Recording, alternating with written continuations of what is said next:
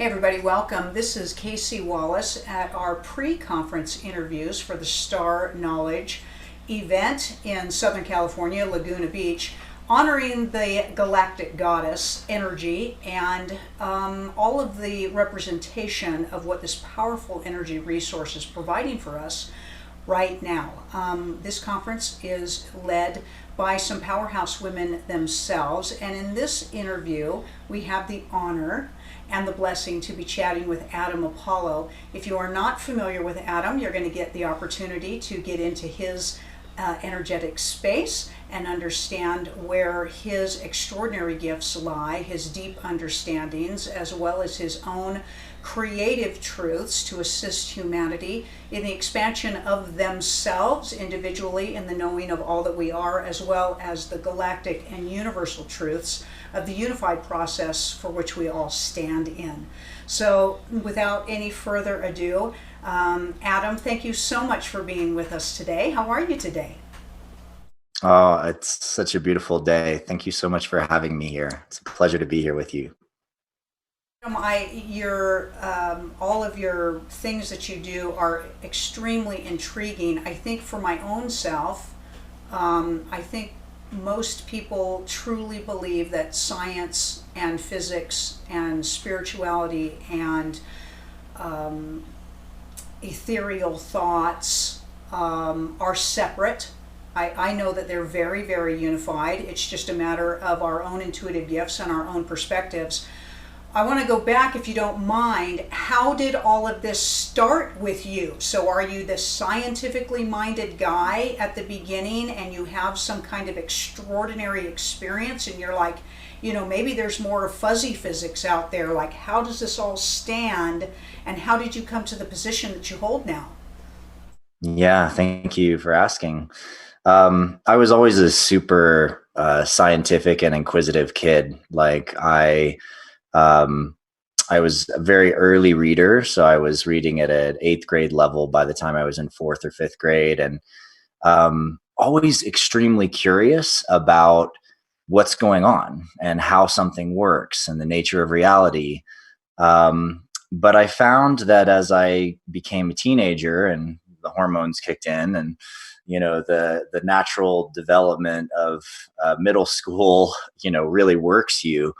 I started to really feel that most of the things that I was being told in school and the assumptions that I was being given about reality and life, that there was something false about them, that they were hollow. And I had gone through some major personal transformation. My dad's wife, my stepmother, passed away in a car accident along with my stepbrother's fiance, and he was driving the car, and he had just gotten back from Italy, meeting her entire family. And so his life was shattered. My dad's life was shattered. And I ended up moving across the country right after this as well. So my dad moved across to Hawaii. My mom moved from New Mexico to North Carolina. And my entire life went through a reset. And along the way, I got all of my stuff stolen because I was traveling across the country with my dad, and our car basically got broken into. And the only bag they got was mine and my dad's CDs. So this was a massive reset point for me. And I started really questioning the nature of truth and what's important and what's real and what is God, and is there a greater power or essence, and if so, how could these horrible things happen? And it took me some years before I started really questioning certain experiences that people would have that were obviously not in our science and not in our physics, or our philosophy of life. Like, how is it that you think of someone and they call you on the phone? Why or how do you feel it when somebody's looking at you from across the room? These are really simple experiences that everybody has, but nobody has the answers for how that happens. And I ended up with a close friend of mine doing some experimentation and ended up discovering that I have a human energy body. And it was a very simple experiment of putting my fingers together and slowly separating them apart. But the moment I felt and saw the stream of a field around me that wasn't described in science. It wasn't talked about anywhere else. Something clicked open inside my mind. It was as if an ancient door suddenly appeared before me, and I had the key in my hand and I unlocked it. And as I unlocked that door, all sorts of things streamed in. I was always a martial artist since I was a little kid, but suddenly now martial arts was this internal flow of charge and energy and elemental force. I was always intrigued by science, but then I began to notice the patterns in stones and in trees and in the earth, and started charting these patterns and exploring them. And eventually that led me to exploring quantum gravity physics and looking at the very fabric of space-time itself, discovering what happened to the ether, which was part of science for a very long time and then just wiped out right around the beginning of the 1900s. And that was really my beginning into the journey of unified physics. And by the time I was 18, I compiled a massive project that I called the unification of science and spirituality through unified field theoretics. And it was a sort of full look at geometry in different cultures throughout history and the relationships of those geometries to the fundamental dynamics of space-time, the layers of consciousness inside the body and the universe. And that was my first real output of what I call my Akashic library that I was able to assemble as a teen. So, these things are spectacular and remarkable. And even at such a young age, to be having the ability really to process this. Now I get, the high level intelligence that you are, I get that. And I get your curiosity and your approach. And I get that your world has changed, massively. But to really be able to stand in reason, to know this is something I'm here to kind of do. This is here that something I'm here to create. Not to just kind of be like, oh yeah, I get these weird dreams, and oh yeah, I get these weird thoughts, and then you're off doing, whatever you do. But at such a young age, to recognize, obviously you've done this before. I mean, connections like that don't just happen. They're there. They've happened somewhere, but this strong, this directional for you, this purposeful for you, this is a reconnection, at least in my perspective, for you. And so, then what do you do? Like, hey guys, this is what I'm doing with my life, and hey Dad, this is what I'm doing with my life. Like, how does that work? Yeah, well, it's beautiful that you articulate it that way, because as a teenager, this started happening when I was 15, my discovery of energy, and nobody else in my life or high school was exploring this. I had two friends that and they were both older brothers, and basically we had our own process of exploring and kind of working through the dynamics of what was happening, and practice martial arts together, go hiking into the mountains together and stuff. But nobody else was really exploring it. And I started really wondering how do I know this? Where is all this coming from? Is this, and the only thing I could get during those times was like, this is the stream of truth that I've been looking for my whole life. This is the feeling of connection to everything that I've been looking for my whole life. And it's right in front of me. It's literally streaming out of my body and all around me. And I just wasn't looking before. Right. But after, around the time I was around 18, my two friends were in college at that time. We were maybe 17, 18. There was a night that I was at my friend's dorm room at the University of North Carolina in Asheville, and just hanging out. And we were talking and kind of breaking down this whole process of consciousness and talking about how manifestation works, and that in order to create something and manifest it, there has to be a mental container. The mind has to link with an emotional current or a feeling that flows through that geometry or structure of the mind. And then there has to be a physical action. So you have to actually do something in the physical which grounds the charge that you've built up on the astral and etheric levels. And as we're having this conversation and the realizations associated with it, all of a sudden, it was as if the walls just kind of disappeared for a minute. And I'm in this massive hall with huge crystalline white pillars. And I'm standing around this one central hexagonal clear quartz pillar going down into the ground with my two bros. And we're literally installing information from the knowledge that we held, the ideas that we had, etc. We're literally installing it into this crystal grid in the earth. And I'm aware that there's a giant tsunami coming. And I have a flash of being in this temple that has this domed like ceiling and this long hall, kind of like as we would call traditionally today, a Gothic church, but similar kind of construction. And I'm aware I'm in this beautiful white stone city on the edge of a peninsula that goes down to the ocean, and that people are walking down to the ocean, and these giant waves are coming, and the whole place is going to just be destroyed. And so we're storing this information for later. And then snap back, we're in the dorm room, we're looking at each other like, oh my God, did you guys just see that? And we all experienced it. It was simultaneous. We had this full simultaneous recall moment. And we all felt like it was this time that people now call Atlantis. And we were in some city in part of this pre-cataclysmic civilization.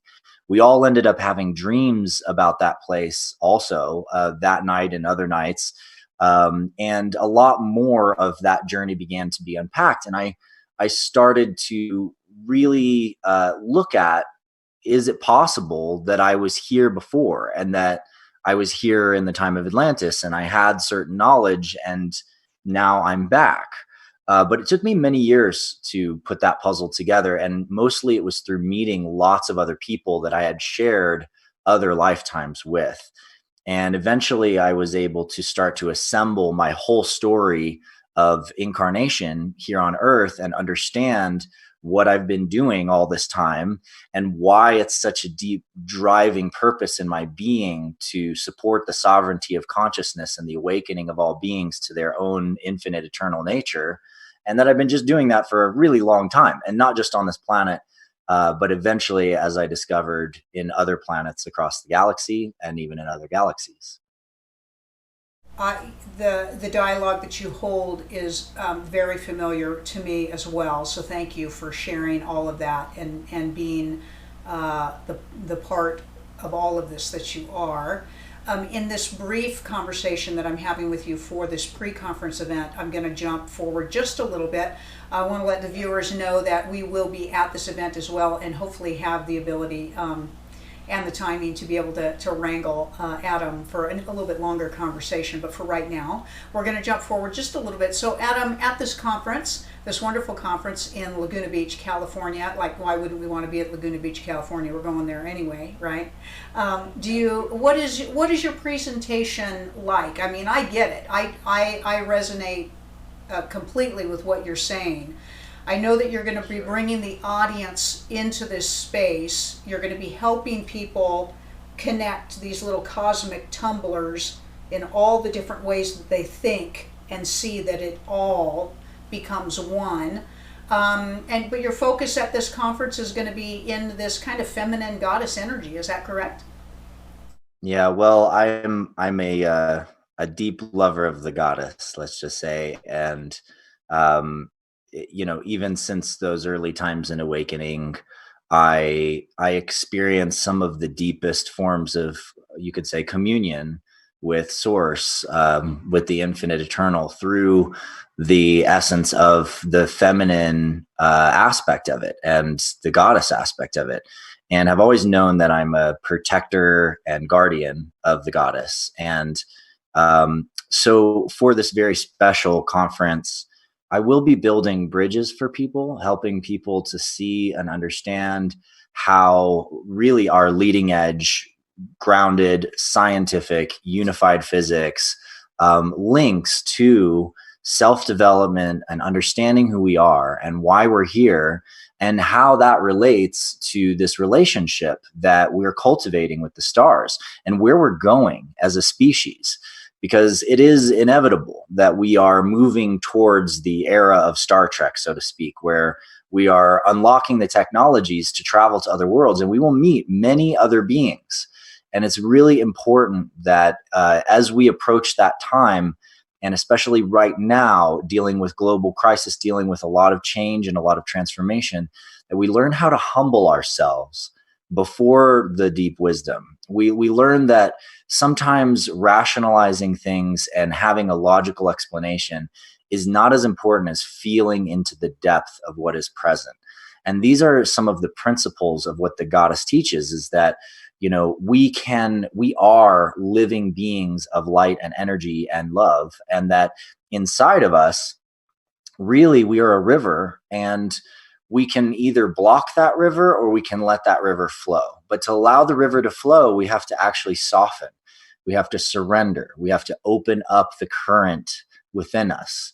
In my practices with martial arts and Tai Chi, this is very, very real and at the forefront and in the presence of my meditation, where if you're resisting at all, the energy is not going to flow as well. So releasing resistance, opening ourselves to the current that is moving us within, and humbling ourselves before that which we don't know, the great mystery, I think unlocks things within us and in our journey going forward that are really critical to us making this transition to becoming a galactic culture.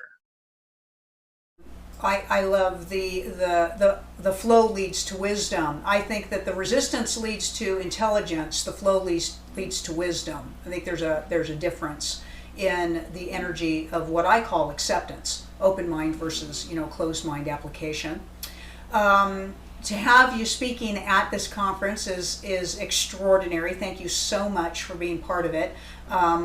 We also want to give you the opportunity here to let everybody know, Adam, how they can learn more about you, more about your offerings, your teachings, your transformational work. Can you give everybody your website, your contact information, and things like that, please? Sure, absolutely. Most of my work that I do, you can find portals to access it through adamapollo.com.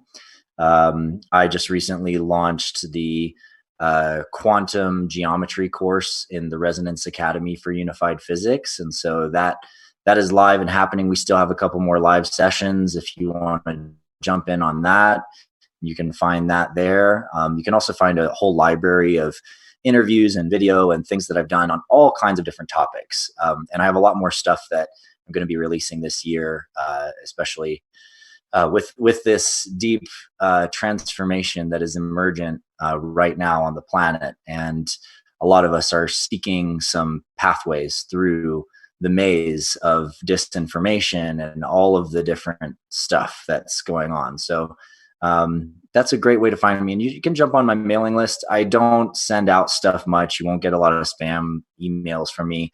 Usually you'll just get an update, sometimes every few weeks, sometimes once a month, that lets you know what I'm up to and gives you free music, gives you an awesome new video that I produced, that kind of thing. So it's the best way to find me.